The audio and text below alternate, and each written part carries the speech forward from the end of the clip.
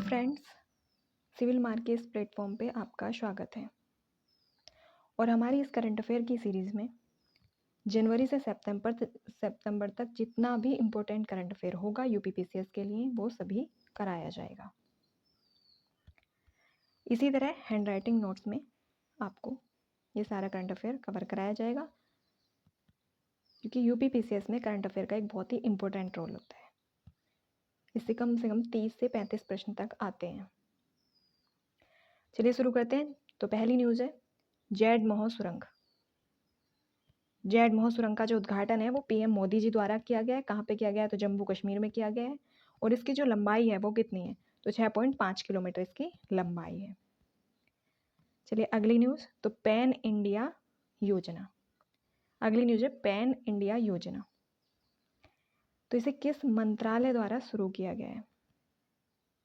तो इसको शुरू किया गया है सड़क एवं परिवहन राजमार्ग मंत्रालय द्वारा। पैन इंडिया योजना को सड़क एवं परिवहन राजमार्ग मंत्रालय द्वारा शुरू किया गया है। और ये किस लिए किया गया है? तो ड्राइवर प्रशिक्षण संस्थानों की स्थापना के लिए। अगली न्यूज है प्रवासी भारतीय दिवस सम्मेलन। तो प्रवासी भारतीय दिवस सम्मेलन ये कौन सा था? तो 18वां प्रवासी भारतीय दिवस सम्मेलन था। और ये कहाँ पे किया गया? तो भुवनेश्वर में किया गया है, उड़ीसा के भुवनेश्वर में। इसकी थीम क्या है? तो इसकी थीम है विकसित भारत के लिए प्रवासी समुदाय का योगदान। विकसित भारत के लिए प्रवासी समुदाय, यानी कि प्रवासी जो कि भारत के हैं, भारत से बाहर रह रहे हैं। और इसके जो मुख्य अतिथि थे तो वो थे त्रिनिदाद और टोबैगो के राष्ट्रपति क्रिस्टिन कार्ला कंगालू। कौन थे? क्रिस्टिन कार्ला कंगालू। और अगली न्यूज है भारत की स्मार्ट सिटी मिशन में प्रगति। भारत की स्मार्ट सिटी मिशन में प्रगति। तो IIM बेंगलुरु द्वारा कौन सी पहल शुरू की गई? सार, जिसको हिंदी में कहा जाता है समीक्षा पहल भी इसको कहा गया है।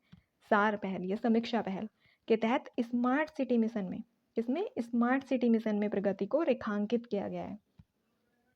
के तहत स्मार्ट सिटी मिशन में प्रगति को रेखांकित किया गया है।